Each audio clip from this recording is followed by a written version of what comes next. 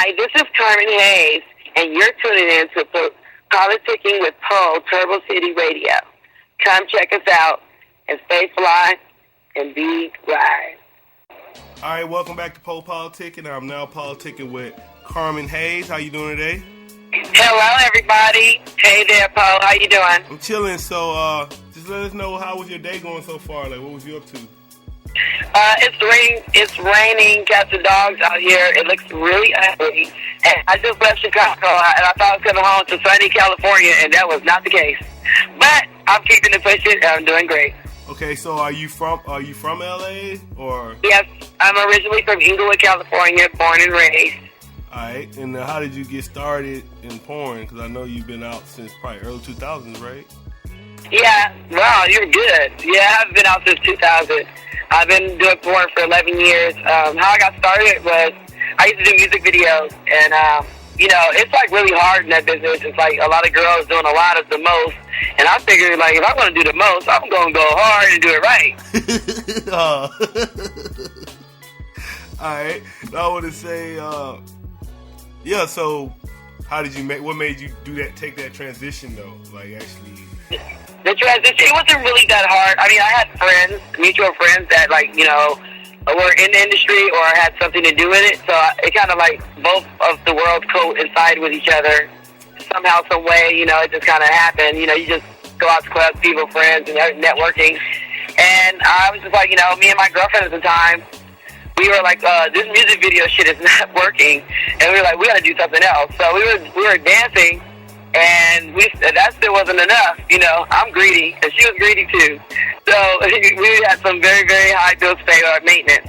So we decided to, check out some films, and we went with this company because they had been adamant about trying to get us for so long. And so we did our first girl. It's called Exotic Fly Girls. I do believe number 2. And I'll say, what hip hop videos were you in? I was in Jay-Z's videos. Some Ja Rule videos and Faith Evans, to name a few, Ghostface Killer. No, you a fan of hip hop? Of course I'm a fan of hip hop. I love hip hop. So what you got in your iPod right now? I'm actually smashing Young Money right now. I like Nicki Minaj, and I like Lil Wayne and Drake. That's where I'm at right now. But I love me some Gucci. Right. I love Southern music, and I love West Coast music, and you gotta always keep Tupac, and you have to keep Snoop in your ride. You have to. It's important. I'll say, so what you think about Gucci putting that ice cream cone on his face? You said, excuse me? I said, what you think about Gucci Man putting that ice cream cone on his face? Well, that was a freedom of choice. He wanted to put that ice cream cone on his face. I mean, if that's what he wants to see every morning when he wakes up and looks in the mirror, hey, if you like it, I love it. Yeah, I'm saying, is that what you look for in a man, though? Like, you like men that put ice cream cones on their face? Why are you sounding like you have hostility towards Gucci Man for putting ice cream on his face? Now turn the interview on you. What's going on? You have a problem with that? You beg to differ? Come on, let's have a debate about it. What's the problem? Then you was talking about Nicki Minaj too, and I want to know how do you feel about the Nicki Minaj Lil Kim beef? Because most of us we grew up with Lil Kim, but now it's like Nicki Minaj got it on Smash right now. So well, she is smashing her. I hate to say it. I love Lil Kim. I like her music, but she really she had Biggie on her side, and he really he made her a strong performer, so it's like basically everything she was and how she did her thing was solely based off how she felt about him and what he brought out of her. Whereas Nicki Minaj, okay, she has Lil Wayne as somebody that is an icon to her and somebody that inspires her, but my thing is she tries to do her own thing, and then the way she flips it, and she has her own character. She's very dramatic, but she does it in a way that is pretty fly. Okay, and I want to know, like you said, you started early 2000s, and we're 11 right now, so I want to know what's the differences you noticed from how when you started and how it is now. That right there is easy. The difference is they don't do VHS anymore, of course, and also that you know, it's just different because it's like a lot of girls coming in and out, and it's not like girls coming to become porn stars. It's more like girls that just do pornos because they're trying to pay a bill. Like a girl in a porno instead of saying a girl that is a porn star or adult film star.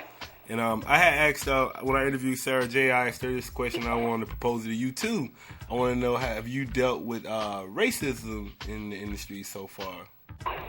Realistically, no. I can't really say that I have because I've worked with the best of both sides. So it's like racism. I mean, racism exists, and it's like there's not a lot of black performers, ebony performers that are getting their shine or their love and their their dues are getting put in and not getting recognized for it. But realistically, that's something that everybody would have to come together on. I think it's just one of those things where, because I worked for white companies with no problems. I worked for Playboy TV for like 2.5 years, and realistically, also, and I was with a gang of beach bunnies. That's what I like to call, or snow bunnies. That's what I like to call the little white girls. And they're really cool though, And then Sarah J, she's a cool little white girl. Well, she ain't little. She's so thick. Love you, Sarah J. Shout out to you. But realistically, it's all about, if the racism, it would be probably about if this girl works with this girl. It's more like a competition, more so per se. But the racism part, anybody will look at it on the outside looking in like that because that's all they see. All they see is all these white performers and just a little bit of handful of ebony black stars. And I understand that, but really, it's the ebony black stars. They need to step it up a little and not be known as somebody that did a porno and be a adult film star or porn star. Nah, I say I noticed a little with the titles, because like with the white girls, the titles would be like white Russian angels, and then the black titles will be like black nigga ghetto sluts. Right, ignorant. But my thing is like, there's some white girls that be on those too. Don't get it twisted. It's just that you don't see them because the companies they work for, most of them are either contract or they just they work with them more consistent. But they work with those other sheer ignorance of titles. That's what I call them. But it's like it's the territory. Because my thing is like you got to think about it. Whether you have a feature film or a gonzo, it's gonna get the title. And just think about it. What is selling? What is really selling though? Those mad niggerish names are selling. They are. They are. Like, but let's think about the one mad niggerish one that the white companies put out. It was one in the pink, one in the stink. I don't care what anybody says. That is trifling. But it's killer though, and it's like catchy. So it's like you're gonna go buy it. And I want to know who are some of your favorite performers that you like working with. Oh, my favorite performers is most definitely got to be Justice Slayer and Kitten. I always enjoy working with them. I mean, I have a lot of them. Like I love Sky Black, and I love Angel Eyes, and I love Jada Fire. I mean, working with all of them, Jasmine Cashmere, it was great. And Julian St. Jacques, he was great. But certain ones I'm fond of is Kitten because she's the reason why I'm a lesbian. That I love the ladies. It's because of Kitten. She took my lesbian virginity on camera, and I didn't know what to do with that information, but I just took it and just ran with it. But as far as like someone that I just recently worked with, it was a white boy by the name of Voodoo, and I was thinking like a white boy named Voodoo, and I didn't understand it, but he was really, really good, and he was just a really fun to work with, and it was just like the scene just went great and smooth, and I came out feeling happy and content with the way they shot it and captured it, and I was just like, wow, that's what porn is all about. That's what it should be about. Putting out good movies, also being heartfelt and genuine about when you're getting your orgasm or busted. Yeah, like they wanted me to ask you about we want to know some behind the scenes stuff that we might not know about in the porn industry.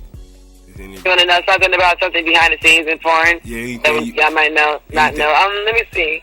Well, I guess one thing that comes to mind is that not all the time the scene doesn't just flow. You know what I'm saying? It's edited, and when you're watching the movie, just know that anywhere from 30 to about an hour and a half of footage was shot, and then they just pretty much put every scene down to 15 minutes. they just edit it and, you know, take out certain parts. So you never know what you get. But that's why they have those kind of scenes sometimes with the bloopers. Some DVDs do. Okay, and I want to know how does the, you know, the porn star Carmen Hayes differ from your personal? How does the porn star Carmen Hayes differ from the personal? Yeah. It doesn't really. They just both go hand in hand. But Carmen Hayes is my alter ego, you know, because I know that I can be really chill, laid back, you know, when in my personal life. I'm not really doing anything but playing freaking video games and watching movies and on Facebook and Twitter and just ripping and running and, you know, hustling, grinding, and making money and trying to make sure that I have a nice, crisp career. I would say, what kind of video games you play? I like, right now, I just got on Wii, I just got the co-op, the Black Op Call of Duty. Yeah. I just got it today, and the Transformers, and I think the Transformers go hard. It's kind of cool. So I haven't played the Call of Duty yet, but I did put it aside the Wii before I left. And I used to be fucked with the Xbox. I used to love the Xbox, like Left 4 Dead. Yeah, you probably be on there playing my son. Call of Duty, huh? You play online or no? And Red Redemption, that was a good one. Do you play online or no? Well, I used to have a tag name, but I used to go under my dude at the time's name. Okay. And you kind of told us a little bit, but I was gonna say, any more kind of hobbies, interests you got besides the movies and playing video games? What you say? I said, any other hobbies and interests you have? I guess what would be like a good first date for you? Like, where you like to go out? Like, what kind of stuff you like to do when somebody take you out? Well, we like to do the movies thing. I go to the movies a lot. Okay. A lot. I love the movies. And I'm a fat ass. I love to eat, too. Okay. The hobby, literally, is eating. But pretty much, like, playing video games, like, I'm really, like, boring when I'm at home. I'll get out and go to the club sometimes, but not really. I'm more so concentrating on my website that I have actually launching at the end of this month. Okay, you kind of went to the next question. I was going to ask you about your current project. So, websites, do you got any new movies coming out? Yes, actually, well, the movie that is dear to my heart that I just actually put out last year was C is for Carmen. I had Carmen Hayes for You right before that, and then I have C is for Carmen, and I have a very nice scene with Vanessa Blue. She doesn't really shoot with many people that much anymore, and I was lucky enough to be blessed with her to be on my movie, and the movie is hot, and it's just like we tried to do something different with it, and she was the director, and we really put, like, you know, a lot into it. We traveled a lot, you know. I did some scenes in Miami, I did some in LA, you know, and other places. I just, you know, tried to mix it up, and I didn't make it anything regular, you know. I have all kinds of different types of scenes that could fit to everybody, like, maybe, like, you know, webcamming. Like, I got a scene where me and the girl were just, you know, we're masturbating. It's a solo masturbation, but we're playing towards each other, you know, and it's webcamming, and it's like, you know, just things that you would really do in normal life.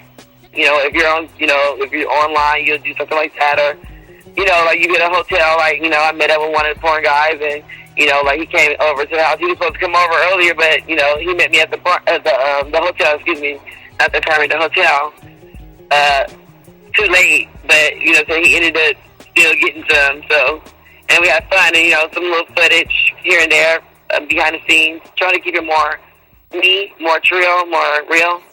Okay. And I said, what advice would you give to somebody if they was like, oh, I want to get in the porn industry, I want to do this? What would you tell them?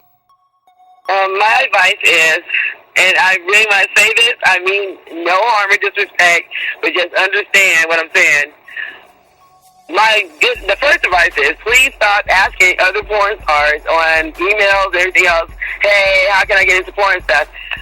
The best way to do that is to actually go to the sites that you know are basically, you know, putting all these newsletters out and all these editorials about porn. You know, and people that are catered to paparazzi, basically. Like they have avn.com. Now, when people do address me with that question, I do tell them they can go to avn.com and then they can look, and there's like an ID book. And if you purchase it for $100, you'll have pretty much, it's like you'll know everything about porn, where to find this, distribution, where to do that, where you can go to these companies to, like, get hired. It has everybody as the go-to guide for everything. And that's, that, because most porn stars, they really won't know what to tell you, because either some of us have agents, and that's the only way we can tell you is just go by our agent, but I don't recommend anyone have an agent when you first start off. I think you should just be, freelance.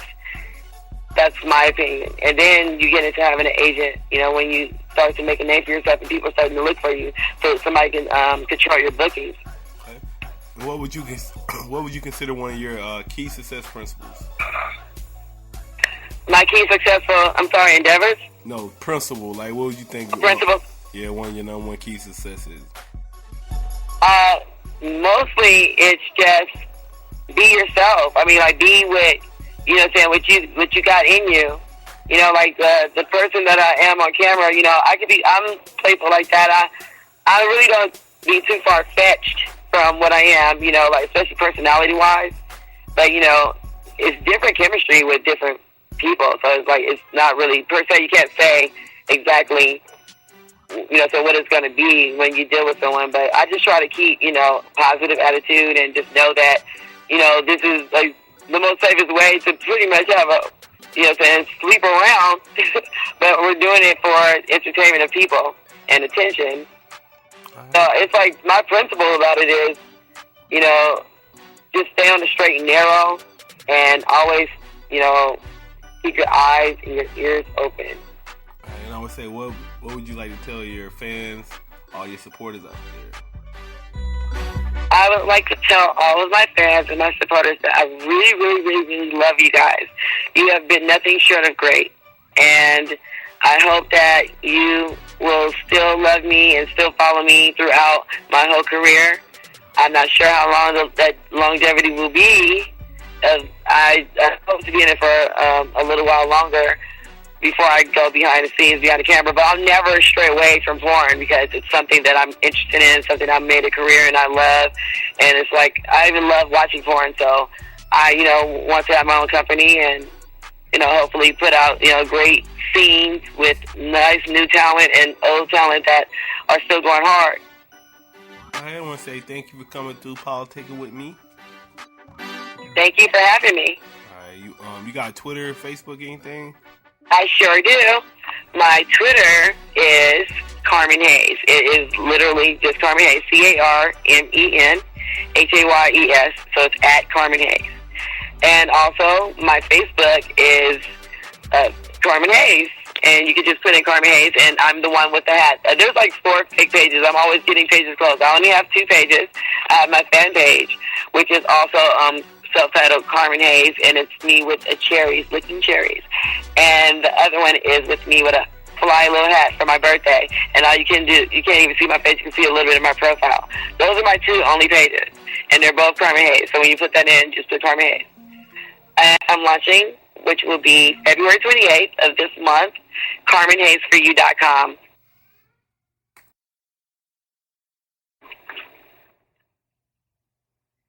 Hi, this is Carmen Hayes, and you're tuning in to Politckin with Pole, Turbo City Radio. Come check us out, and stay fly, and be wise.